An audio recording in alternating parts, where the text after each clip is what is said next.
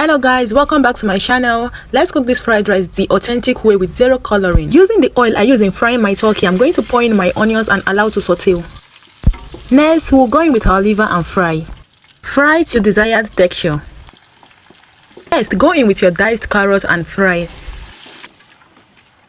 Once your carrot is not so hard again, go in with your runner beans. Remember, we are cooking fried rice, so everything is going to be fried. Point, you can add any seasoning you want to make use of and keep on frying. I'm making use of curry masala and my salt. That is enough. Here I'll be adding in my green pepper, adding my peas and sweet corn.